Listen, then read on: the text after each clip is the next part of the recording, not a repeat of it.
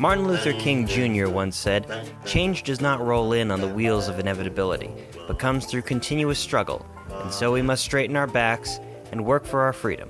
A man can't ride you unless your back is bent." This is the Producers Lounge podcast. I'm your host, Richard Tucci, and on this week's episode, we have producer and host of Black Hollywood Live, Derrial Christon. A native of Dayton, Ohio, Derrial Christon knew at an early age that working in the entertainment industry was in his future. Once in New York, Christon began working as the event marketing manager and celebrity wrangler at popular magazines Spin and Vibe. He quickly found himself working with celebrities such as Russell Simmons, Green Day, Jay-Z, P. Diddy, Quincy Jones, Tommy Hilfiger, Madonna, Beyonce, Justin Timberlake, and Janet Jackson. He's currently the host and one of the producers behind Black Hollywood Live, which is an online network focusing on African Americans in Hollywood and the greater entertainment industry. You can check them out on blackhollywoodlive.com and follow Derrial on Twitter at Derrial Christon. Here now is my interview with Derrial Christon. Oh yeah, it's great. The building was built in the 70s, and it's just really nice. Have a seat. It's cool. It's like I'm so used to interviewing on the podcast. It's funny to be interviewed for a podcast. What would you like to drink? I got water, Coke, Diet Coke, and sparkling pomegranate. Let's go with sparkling pomegranate. Sounds interesting. Done and done.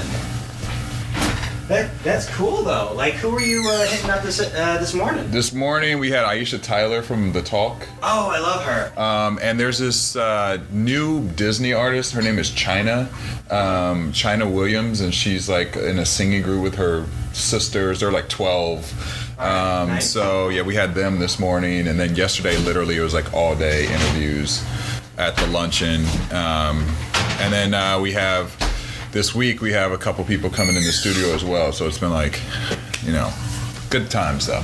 Yeah, so cheers. Cheers to that alone. Just that's pretty exciting. So you do everything in here?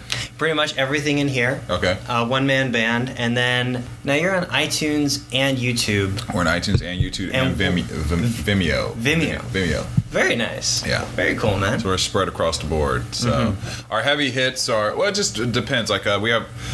Currently right now we have 10 shows for Black Hollywood Live, and we're in the next probably 2 weeks we're going to have 20 shows.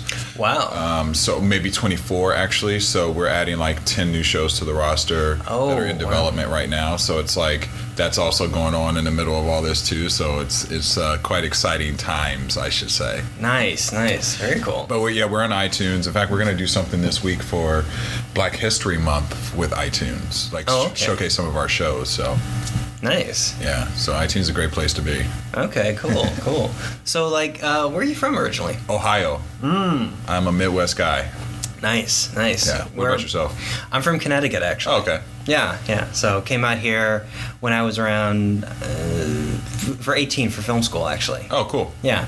So, when did you first get interested in entertainment? Wow, let's see. If you have my mom tell you, she's always said that I've always wanted to be in entertainment. But when I was a kid, I've always been into television, just TV shows.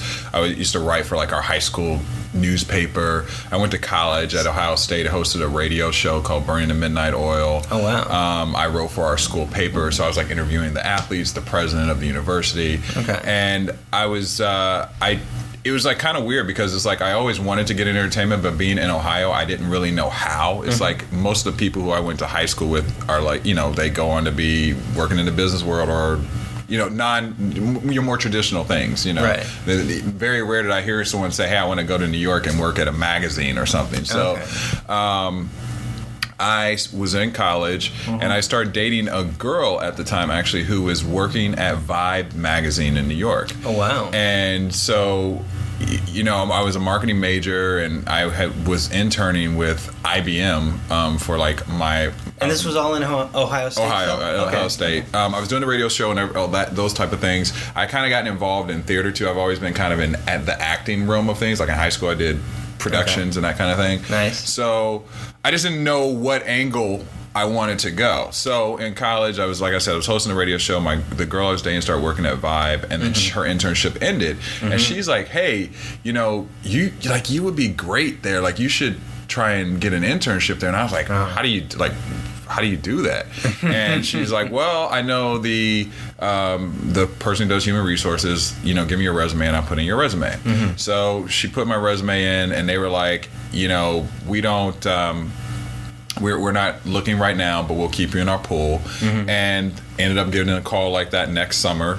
Nice. And they were like, you need to come to New York like tomorrow. Where do you live? I'm like, Ohio, but it's no problem. I had a red Honda Civic. I literally got in my car, drove by myself for, you know, 10 hours to New York. My roommate, ironically, from Ohio State was from Brooklyn, so I stayed with his family in Brooklyn. And when I got to like 215 Lexington Avenue between 33rd and 34th, and I was like, this is where I want to be. Like, I was like, this is the energy of the city alone. I was just like, this is my environment. I went up to Vibe, I interviewed, they were like, we love you, we want to hire you, you can start interning whenever. So I packed my crap, told mom I had actually had an internship at IBM. I forgot what excuse I made up, but my mom was like, you're doing what? Like you're going to New York to work at what? You have a job at IBM, like this is stable. What? Entertainment's not stable. Like, I mean, it was like, she's like, entertainment's not stable, what are you doing? I'm like, Mom, trust me, I know you're not happy with this, I'm not gonna kill my career, let me just do this. And I did it, and I've never looked back. I ended up interning there for 2 summers. They hired me full time after that. I ended up working in marketing and events. And what kind of stuff did you do in the intern level on marketing and events? I was really, really blessed and lucky. The person who I worked for was the head of special events and marketing. So she literally was the type of person who wanted you to learn hands-on. She didn't want to baby you. So my first day, she was like, well, we're doing a music award show called the Vibe Music Awards, and I need you to help me with wrangling talent. Like, she's like, start calling labels, start calling, you know, agents, start, you know, and she's like, and I'm like, well, what do I have a guide to like show me how to do it? She's like, figure it out. Nice. That's the best way to do it. And I figured it out. Trial by fire. Trial by fire. She's like, I'll guide you, but here's a book on like agents. Who do you like? Who would you like to see at the award show to perform? Start calling those agents and tell them. And she's like, because you can use our name because we have Vibe, and we had also partnered with Spin Magazine, so we were brother sister magazines. Oh, okay. So she was like, so I was working for both. So she literally was like, you know, use your name. That's going to get you in the door, and then explain who we are and what we're doing, and that you're trying to book talent, and go from there. So literally, like, my first assignment was that, and from there it's like, where do you go? Like, my life was, I feel like it was a whirlwind. I was going to the coolest parties, and I was like a junior in college, you know, but these are internships, you know, I'm still an intern, and then it would suck because like after the internship was over for the summer, I'd have to go back to Ohio and like, like, all right, so I'm at a union party, yay! Where can I see P. Diddy? You know, like, this is all right. I was like, this is a humbling experience. You know, I need to humble myself very much here, you know. But no, it was all that to say, by her giving me that opportunity and like kind of having me do it trial by error, I've learned so much. I ended up working at Vibe for 5 years, 6 years, 7 years, 7 years actually. Now talk about the jump. You were in the intern level for how long? I was at the intern level for 2 years. 2 years. So 2 summers back to back. And then when I graduated, I literally moved to New York full time. They said, hey, we have an offer for you. It's still kind of in the works, but you know, we're pretty sure it's going to happen. Okay. So I literally said no to another job and just went on faith. Was it IBM again? It was. And I moved and just went on faith. And like, I was there for maybe a couple days, and then before they fully offered me the job, and then they offered me the job. Nice. And I never regretted it. And I ended up starting off in the consumer marketing department, and then moved my way back into like the special events marketing realm, and how I kind of got into even this side of where I'm at now with hosting is we were having an event for our red carpet, and they put me on the correspondent who was supposed to go on the red carpet didn't show up, so they had me do it, and the first person I interviewed was like Mariah Carey and Madonna and Beyonce. You know, like it was like, you know, my story. I always say my story is like unbelievable because that's into the fire. Quick jump. Like it's 2 summers as an intern, working in consumer marketing. Working in consumer marketing. So I was handling. Sorry. Sorry, I'm just curious. How long were you in consumer marketing before you were able to get back into events where you wanted to be? It probably took like 2 years. Okay. It was because the positions weren't open for the events portion at the time. So basically, what they were trying to do is figure out a position for me where I could use the skills that I had from my internship and with my degree. And marketing was close enough because even though it wasn't in events, I was like the event support still in marketing. Okay. So I was working with the events team. I was kind of the liaison between the departments. Wearing many hats and juggling a lot of juggling a lot. So I was working with the CEO, but I was also working with like the event director. Got it. And I was also working with the sales director to make sure that when he would sell to like Nike, and I would have to be in charge of putting together the added value event for Nike with the marketing team and the special events team. So it's kind of like all, in a weird way, all kind of worked itself in the same circle at the same time. So very cool. Yeah. Very cool. How long were you, that's amazing. It sounds like you're a kid in a candy store in that environment. I mean, it was, I still to this day, Quincy Jones was the head of Vibe at the time, so he would come into the office, and it was like God had like arisen and walked into the office because everyone was like, oh, when he walked in, it's like, he's the man. It was like, I just want to touch Quincy Jones, and he was so cool. Like he just was so cool, so supportive. He was one of those guys that he like remembers your name even though you're an intern. Like he was like, hey, Derrial, like you're like, whoa, hey, you know who I am? Like, excuse me, But yeah, it was like a kid in a candy store because first of all, I was just so happy to be there, and because I wanted to be there, and it was such a environment which most of the staff was really young, so they were really willing to kind of let you learn hands-on, and I just got so much experience. I mean, I can't pay for the experience that I got just because of the fact, like, just the people I was in rooms with. They would take me to meetings with Tommy Hilfiger, or they would take me to meetings with the head of Nike, and since with my internship, I had to work a lot initially with the CEO, the president at the time, who was Keith Klingskios, who's now the head of Revolt with Diddy, Diddy's new music channel. He really took me under his wing as well. I think he kind of saw himself a little bit of me. He was kind of like the same kind of kid. Like I was the intern who showed up the first day where everybody else is in jeans and t-shirts, and I had slacks and like a tie and like a dress jacket. And they were like, yeah, we really like the effort. We love it, but you might want to change up your wardrobe a little bit to fit the environment, But the CEO was like, you know what? I actually like that you did that because you didn't come in here just in jeans and a t-shirt and expecting like, hey, yeah, this is what it is. Like you came and were dressed up and were ready to like go full-fledged with the fire. Nice. So, yes. Yes, so it was learning by trial and error, and as I was mentioning, it was a great experience. Still to this day, I've had some great times, but I cherish those moments that I had a lot during that time period, just because it was the height of the magazine. It was just so many highlights and just exciting things going on, and I just felt like I was a part of history with that. What was the most valuable lesson you learned from that time? The most valuable lesson I learned is to, you take things seriously, but also to stay humble, because I think because I was so young and there was a lot of people who I worked around who had egos, I realized like, I was blessed. I had a lot of people who were really cool who I worked with who protected me, but then there were also people who were kind of jerks, and who had a lot of power at a young age. And I think I always wanted to be different from that. I said, whenever I obtain the amount of success that I would like to have, I'm always going to be humble and just like keep it centered, because you could lose it at any moment. And I think I saw the wave of people who were really successful, and then like, something happened, like the sales for the record label weren't the same the following year and they lost their job or whatever. But the year before they were making 6 figures, so right. I just always wanted to stay humble and just just count my blessings and just keep focused. But like, I think that was the biggest lesson, is to always stay humble, and to no matter what you're blessed with, to stay humble, because you never know when it can be taken away, and enjoy the moment. And I'm still learning that, because sometimes I tend to get a little serious, but I'm like,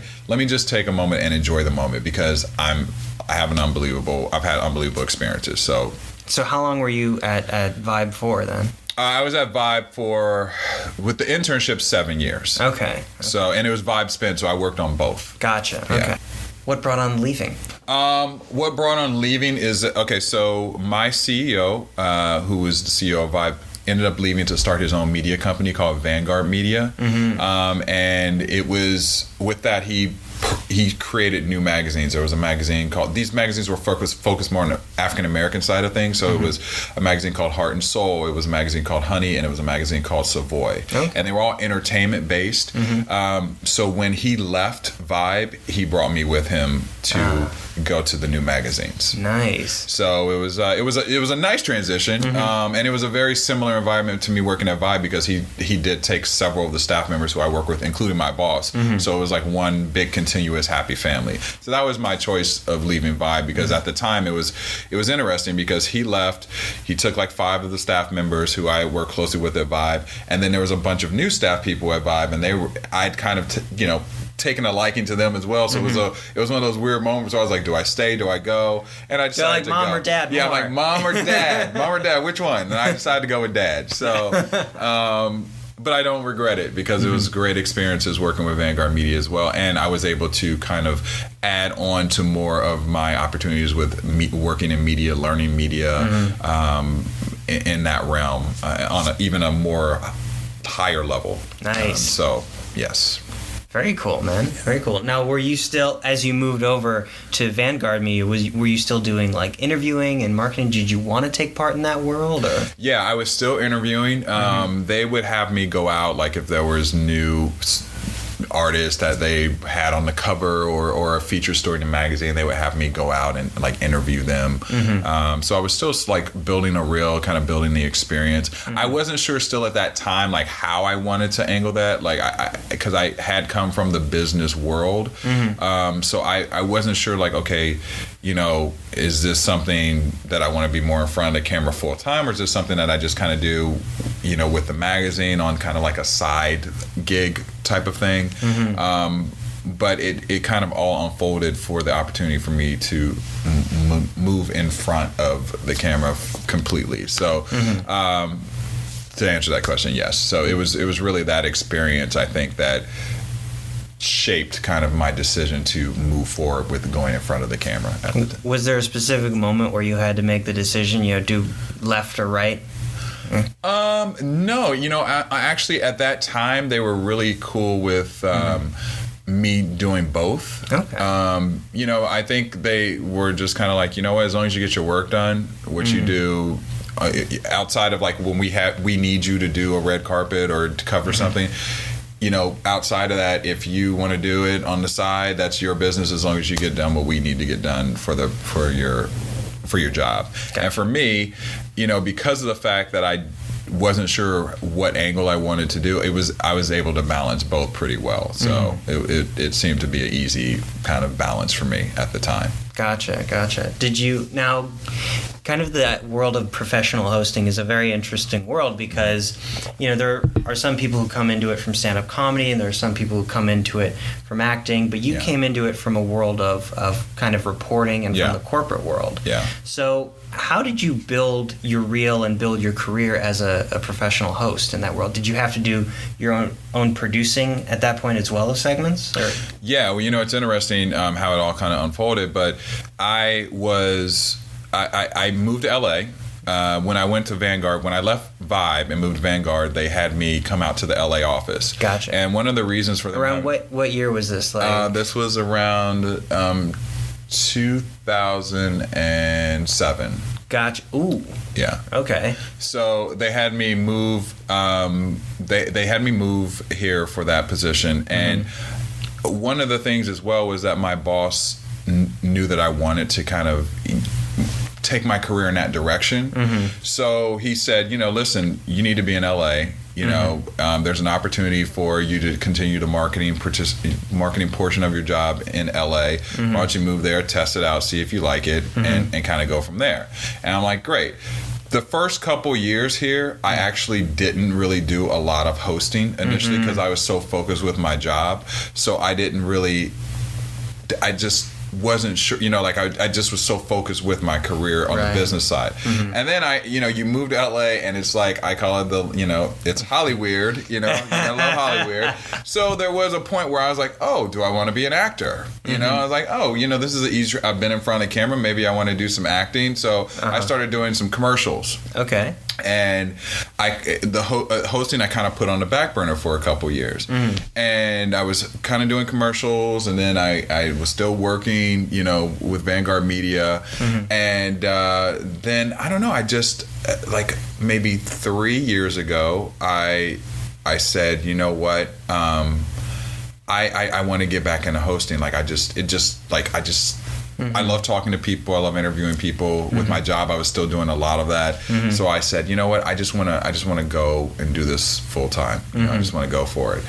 And I ended up taking a class. I was recommended to take a class by a woman here named Marky Costello. She's like the queen of media. She actually has a reality show right now on E! Called the Queen of All Media, or Queen of Media, or the Drama Queen. That's what it's called. Oh, okay. The Drama Queen. Gotcha. So I took her course because she's like the person who helped Ryan Seacrest and Jason Kennedy. And they've all had really successful careers. So I'm like, hey, I want to be in the realm of someone like her, and I already have experience.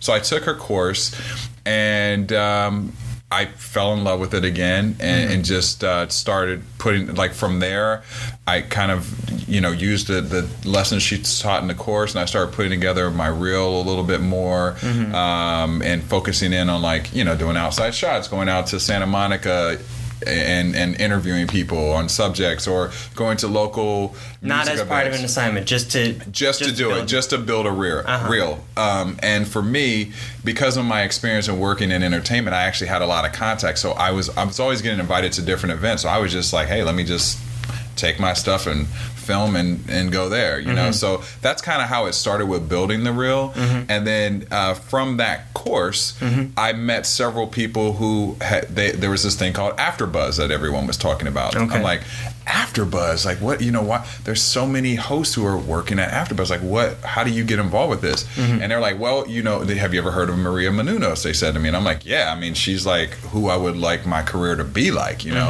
And they said, well, she has a network called AfterBuzz, where it's a television recap show. She's always looking for new hosts who love talking about television. And I'm like, well, I'm your guy because I love television and probably have watched too much of it.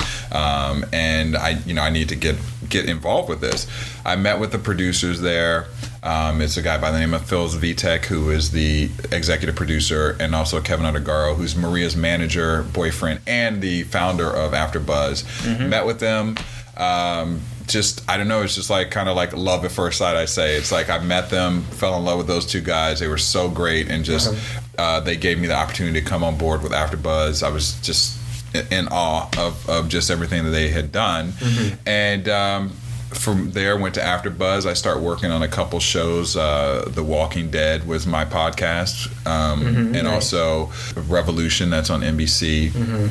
And a reality show, which is no longer on air on ABC, but they gave me the opportunity to really kind of build my podcast craft, because a lot of the sessions there are mostly podcasts, but then they would allow you to go out on the red carpets under AfterBuzz, so that I started doing that as well. Nice. So with that, I built a pretty decent reel. And from there, how I kind of got to where I am today with Black Hollywood Live is that Maria wanted to start a network that focused on African American talent, because if you look on Extra or E or Entertainment Tonight or OMG Insider, if you're not Will Smith or Halle Berry or Kerry Washington, you're not really getting a lot of coverage as an African American artist unless you're somebody who's like pretty much a household name. Yeah. And there's plenty of people who've worked in industry for years who are recognizable, who are working actors and producers and directors who just don't get the opportunity to get the coverage like some of these more popular people. And Maria wanted to create an outlet for those popular people still, but also create an outlet for the people who are working in the industry who don't get the limelight, but we want to know their stories. We want to know the person who wrote Fruitvale Station and that's nominated for, you know, an Oscar and all these awards, and the producer and the writer and the actors of that may not really get a lot of coverage. It might just not be Michael B. Jordan who's the lead. It's several other actors who are a part of the movie who don't get the coverage, or the producer who doesn't get the coverage. So she wanted to create an outlet that would show them and feature them. And so I went, actually, they had a career advice day. This is part of AfterBuzz. Gotcha. They had a career advice day for new hosts.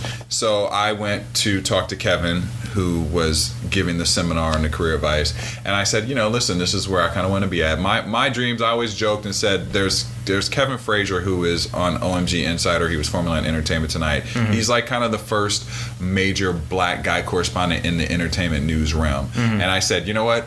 My motto, even like my slogan, was, I want to be the second, you know, famous black guy correspondent like Kevin Frazier. So that was like my motto, like my thing. So I went to Kevin. I said, he's like, well, where do you want your career? Where do you see your career going? I'm like, well, you know, I want to be the second black guy correspondent, like I just said.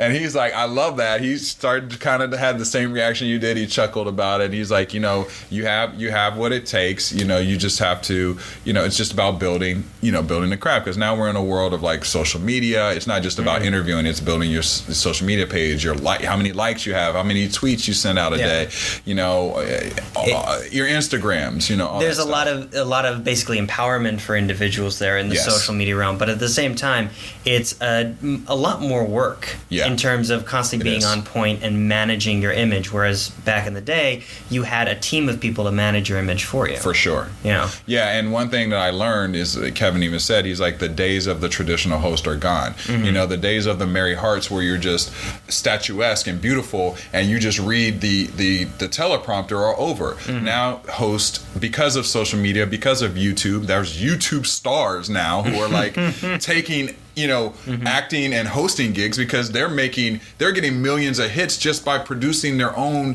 YouTube shows in their living room, you know. So the days of those high paid hosts who were just standing reading a teleprompter were over, or are starting to be over. So Kevin was like, you know, you need to prepare yourself for that realm of things. You need to be able to read a teleprompter, yes, but you need to self-produce. You need to be able to write a press release. You need to be able to, you know, write your own questions for interviews. The days of people writing your questions are over. You know, you have to be able to write your own things. So he groomed me for all of that. He's still grooming me for all of that. And it's been a tremendous amount of information, but it's also been a huge learning curve for me because of the fact that it's helped me so much with my hosting. Like, so from that, I went to the career seminar, and Kevin was talking to me about these things on how to grow your career, and he said, hey, you know, I have this thing called, it was called like Black Hollywood. It was like Black Hollywood. It was a different name. He said, I wanted to really give this a go, but I haven't had the right person to like push it. And so he said to me, would you be interested in helping me build this? You be the lead host, and you come on board and help me build this network, and you would be a partner in this network with me and Maria. And I'm like, yeah. I'm like, do I need to really think about that? You know, this opportunity to build my brand, build myself, build a network, and just the response that we've gotten. I mean, we launched last March.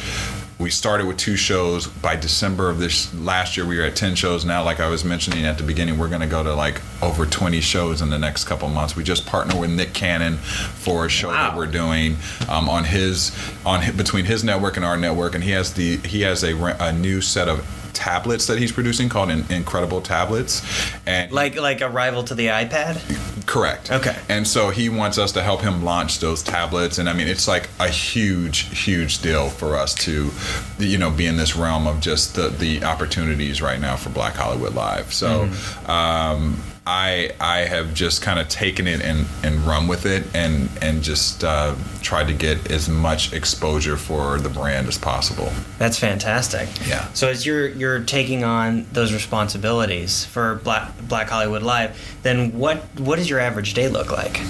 It's crazy. I mean, especially right now with award seasons. I mean, the award season. Literally since just January when I got back, I've been back to back with award shows. I mean, I came back doing the Golden Globes. My first interview that night was with Jared Leto. And after he just won his Golden Globe for Dallas Buyers Club, so it's like that set the tone for my year. I mean, where do you go from there? And then we've done from the NBC winner upfronts to yesterday we were at the NAACP Image Awards nominees luncheon. So we have.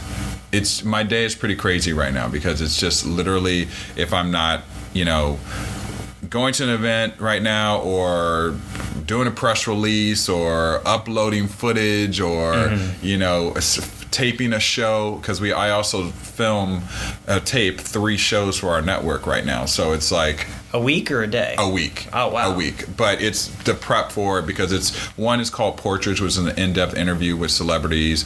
So, I mean, we've had from Mel B from the Spice Girls all the way to Bill Duke, legendary actor Bill Duke. And then we have one that I do called This Week, which is like a roundtable discussion on current events for each week. So I have to stay really afloat and up, on the top of what's going on in the world. So that's kind of like the View for us, and then I'm going to be doing one that just started for Nick Cannon's network called Breaking into Hollywood. Nice. So it's keeping me pretty busy because now I have, not just host under my resume. I have producer, writer, connoisseur, I guess, at this moment. Well, very cool, man. Let me ask you something. As far as like with Black Hollywood Live, when you're coming at it from a talent perspective, what do you think talent should look for in an ideal producing partner? What do I think the talent should look for in an ideal producing partner? Knowing now, having been on both sides of the spectrum. Yeah. That's a great question. I think that let me ask you this. When you say that, do you mean like as far as like partnering with Exactly. Partnering with like a network or yeah, not going in for an audition necessarily, but just like, okay, what do you bring to the table and how can I complement it with what I bring to the table? Well, I think now, as we were I was kind of saying before, with social media being such the head of how things are fed out to the world now, I think as a talent, you can't just be a talent anymore. You have to be able to be self-efficient and really do a variety of things. Unless you're just such a dynamic talent that you're like one of a kind. But even then, I mean, we've seen the waves in this industry. Actors, actresses, hosts, where you have your peak moment and then it comes in waves sometimes, and it's hard to stay afloat of that wave that you've had. So I say when you're looking to partner with someone or looking for a network to partner with, you want to make sure that you both have an equal value in what the end goal is. I think that for Black Hollywood Live, Maria had the goal and Kevin had the goal to create a network that featured these actors and actresses and producers that you don't get the shine for. Me as a talent coming in and with a business sense, that was something that I wanted to be a part of. That was something that I felt it was a niche that wasn't developed, and I felt like I could complement them because of the fact that Maria obviously has the name. I mean, she's on Extras. She's been on Dancing with the Stars. She's a producer of movies. Kevin comes from a long history. He discovered Jenny McCarthy. I mean, he discovered Carmen Electra. He has an eye for talent, and then I feel like I have an eye for knowing what is cool in pop culture, and also coming from the talent aspect of things, I feel like I know,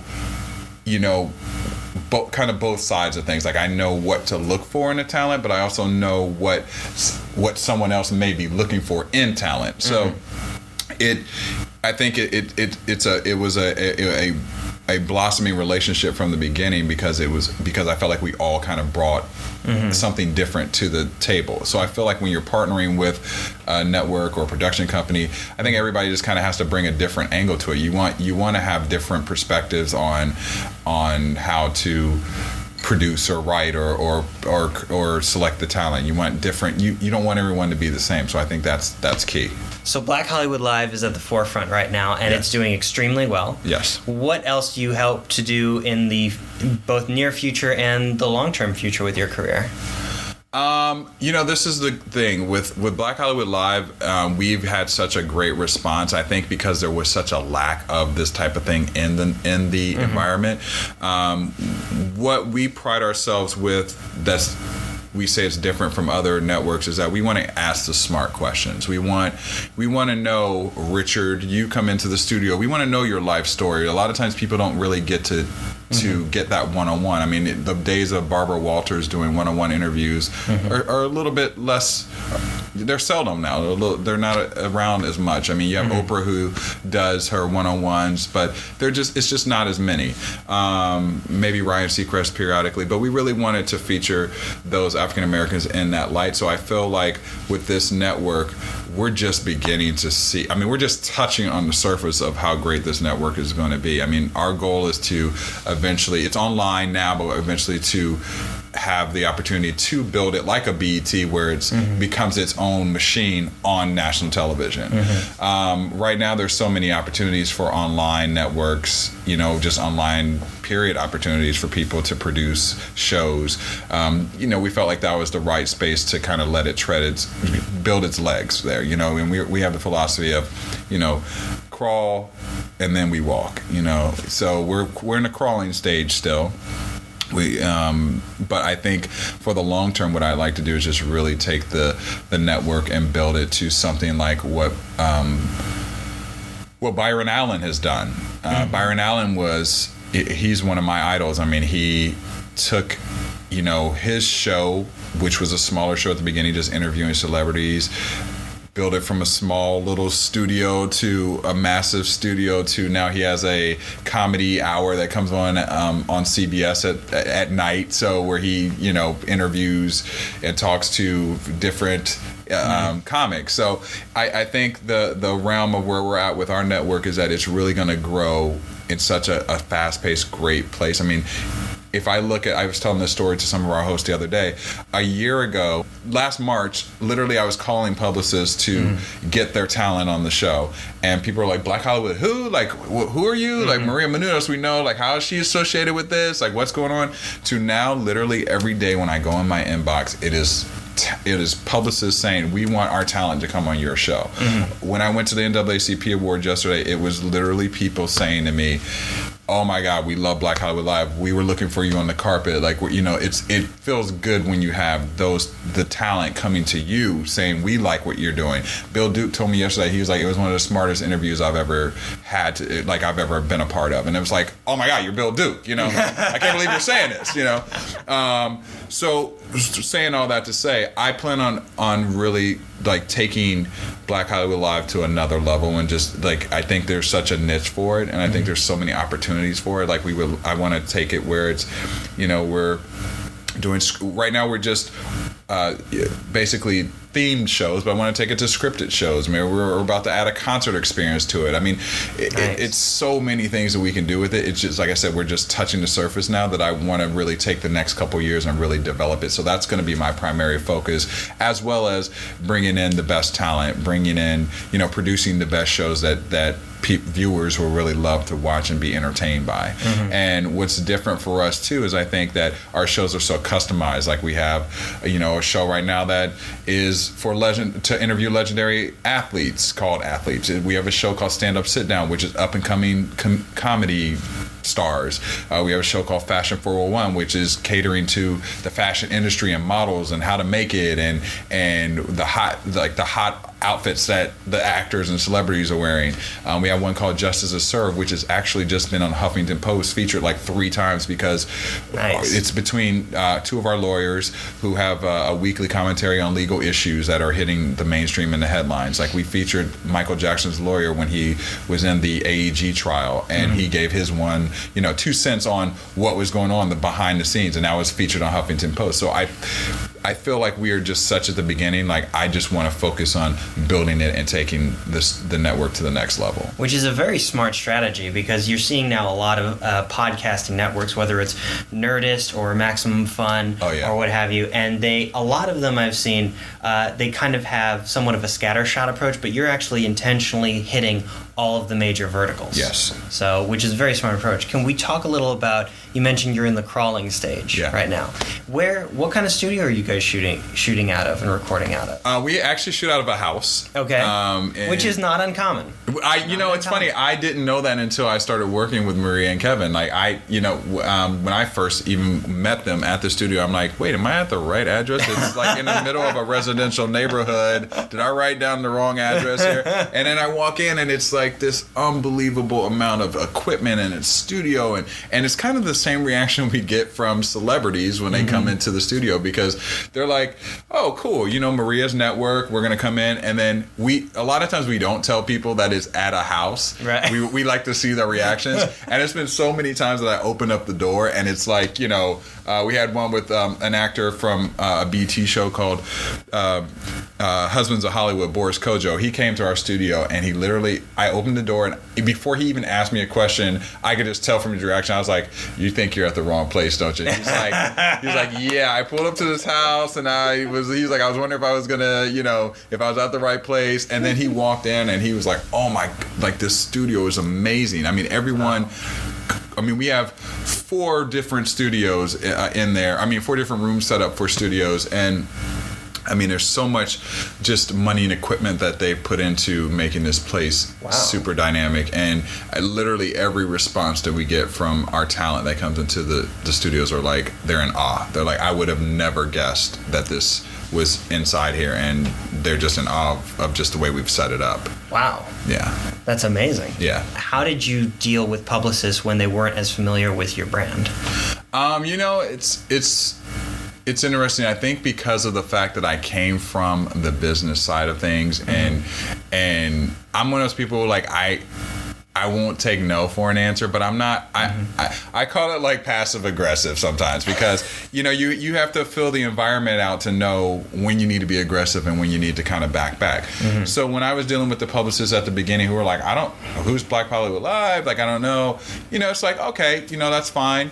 Thank you for the opportunity, but I would also I would continuously send them information on who we had in the studio, who was coming up, because I wanted them to see, like, this is the real thing. You need to get on this train now, because this is gonna blow up, and I think that helped. So those people who were a little bit more skeptical, because they're like, well, it's a new outlet, we don't know how that works, we're afraid to send our A-lister talent to a new outlet.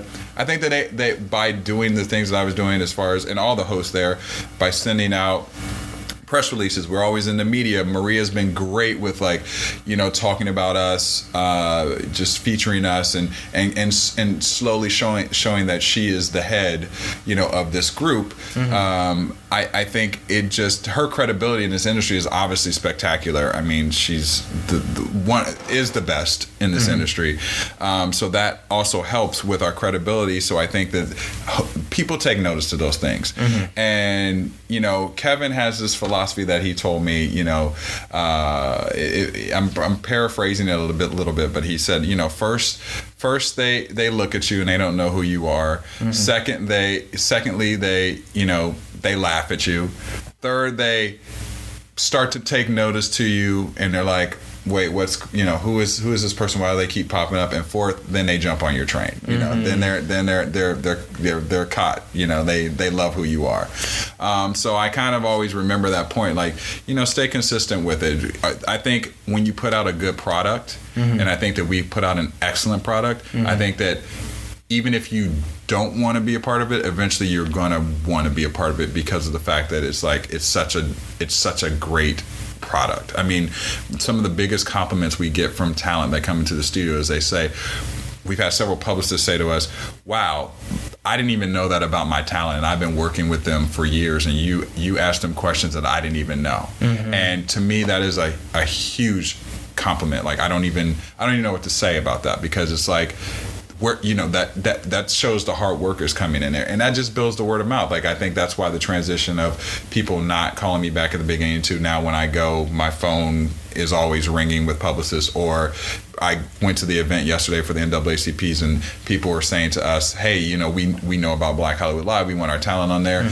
I think that when you put out a good product, people will come. And I think that's what we're doing, and we're doing it slow. We don't need to rush it. We don't need to do it so fast paced that it's like half-assed. We're putting it out in a slow environment, or a slow pace, but the build has been so great by us doing it in that format. And now you're taking on a lot of responsibility as a partner of this company. Yeah. I gotta ask, that's a big workload. Yeah. How's it affecting your social life? Right now, there's not much of one, let me tell you, to be honest with you. Yeah. When I am not working, I actually want to take a nap. That's the entertainment industry. That's the entertainment industry. It's like my friends, they see my Facebook and they see my Instagrams and they see my Twitter, like, oh man, you were at the Golden Globes, you were at this great event the other day, you were at this movie premiere, you're interviewing this person, that person. I'm like, yeah, and guess what? Like, I want to go to bed like at night afterwards. A lot of times you get the opportunity where you can go to the after parties or whatever, and I'm like, I just want to go. I'm good. Like, but you have to do it because you need to be out there. You need to keep, especially right now, we're still in the beginning stages. I need to be out there. I need to be getting the word out. I need to be meeting people, and I love that part. But yes, you definitely need some sleep too. And so right now, I would probably say my sleep load is not that heavy. Yeah. Because people don't realize you go to these amazing parties, and it's like if Black Hollywood Live set up an event at Cannes, it would not you would not be relaxing. You would not be on the beach. You'd be working. You would not be at the beach, and that is one thing that people have to learn. And I tell people, new hosts, this as well, because it's you get to do the carpets, but a lot of times after that you do the carpet and that's it. You're like that. You did the carpet and now it's time to leave. And I think some hosts' expectations are like, oh, I'm doing the carpet. That means afterwards I get to party with the stars. And I mean, sure, that happens to some people, but I think that's once you build a certain career. When you're beginning, you got to be humble, and you gotta you watch what feathers you ruffle.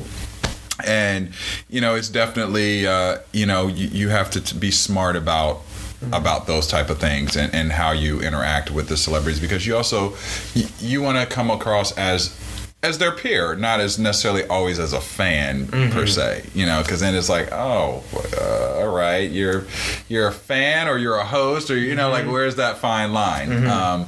But yes, sleep is something that is definitely needed sometimes. But I like to take the philosophy of P. Diddy. He says you sleep when you're dead. Yeah. What red carpets will you and Black Hollywood Live be at for the rest of the season? Well, we'll be at the NAACP Awards, which is coming up in the next couple of weeks. We're going to be at the Pan-African Film Festival this week. We're going to be at the Oscars. Nice. So we also, let's see what else is coming up here. There's a couple. We're going to be at the About Last Night movie premiere on Tuesday night with starring Kevin Hart. Nice. So we have several of those movie premieres coming up. So we're pretty busy, and we have several New York correspondents that are doing Fashion Week. So we're going to be covering a lot of Fashion Week as well, which is knee deep in its events right now. Fantastic. Yeah, so it's a pretty exciting year. I can't wait to see how this year blossoms. Okay, well, cool. Well, let me ask you then, final question. An unemployed actor is going on auditions and going to classes and workshops. An unemployed writer is working on spec scripts. What does an unemployed host do? An unemployed host needs to be out there building the reel more, because the thing is, you want to have as much on your reel that's current as possible. And we know the news and the media business is so fast paced. Like we can't talk about the Grammys anymore, and the Grammys were just a week ago, but that story's old. It's all about what's fresh, hot, and new. So if you're not working consistently as a host, you need to be out there always updating your reel. I mean, nowadays things are so set up where it's easier to do a stand-up job or a stand-up set for yourself to create for your hosting reel, because you can just take your iPhones nowadays. You can go out to wherever. You can go to an event. You could be at a restaurant, and you can be on a plane, and you can take your iPhone and do an interview because the quality is so great. One thing that we learned from Maria, she was I forgot exactly what she was covering, but she was covering an event, and she was on a plane, and she literally took her iPhone to do an interview on the plane. And extra ended up using the footage from her iPhone, and that's almost unheard of, so it's like, I think nowadays with technology, we can build our own career just off of our iPhones and things like that. So if you are an unemployed host, I would say, always continues to be building your reel. I mean, that's the minimum that you should do. B, I say, find out, take some classes. I mean, you always want to be as prepared as possible. By taking Marky Costello's class, I definitely feel like there was a ton of stuff I learned. And in fact, it put me in the environment of networking. You got to network. So you got to find out there's several different hosting networking kind of communities that you can be a part of, that you can find out other hosts who may know about a job or may know about a recommendation of something that you can be a part of. So it's networking, it's continuously updating your reel, and it's also educating yourself just on the business as far as taking some classes and really, finding out, what's going on out there so you can always be on top of things. And I also think it's really important to always just know what current events are, know what's going on, and find someone who you want to emulate, or you want your career to be like I say Kevin Frazier, Ryan Seacrest, or people that I would like my career to be like, because they're always working. They're those guys have had a long career, and they're Byron Allen, they're self-producers. You see Ryan Seacrest, he's not just a host, he's producing 30 shows. The guy, I don't even know. He's one person I actually wonder when he does sleep, because I feel like every time I turn on the TV, he's on. Or if I turn on the radio, he's on. And, those careers are hard to come by, but the guy works. So it's always about putting in your hard work to get to where you need to go. And I say stay focused too, because, I would have never imagined even a year ago that this is where I would be at, and I'm just at the crawling stage. I know I still need to enter the walking stage, and I know that my walking stage is going to be great because of just the way things are lining up now. And that's why I say, keep at it, stay focused, and it'll come. Hard work always pays off, I believe. Nice. Or if you're a host and a producer, you can produce your own segment. So it all kind of feeds itself. It's all kind of hand to hand. So, all right. Well, thanks, man. We're at the hour. That's great. Cool. I gave you a lot of good stuff. Yeah, that was awesome. I could talk for days if you haven't noticed. Sorry. I could too. It's called New England disease. So, yeah. And that's all, folks. Many thanks to my guest, Derrial Christon, for a terrific interview. Check them out on Black Hollywood Live and look for them on the red carpet at the Oscars. You can also subscribe to Black Hollywood Live via iTunes by visiting the links for this episode on our website. Our music this week is Annie Tomorrow by Dick Hyman and Oliver Jackson. Follow the affiliate link on this week's episode and buy a copy on iTunes.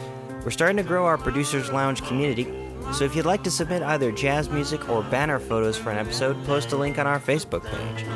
You can like us on Facebook at facebook.com/theproducerslounge. Remember, you show your support for films by not downloading them, you show your support on Hulu by clicking on the commercials, and you show your support for podcasts by liking and commenting. And you can always check out our website, www.theproducersloungepodcast.com. Thank you again. I'm your host, Richard Tucci.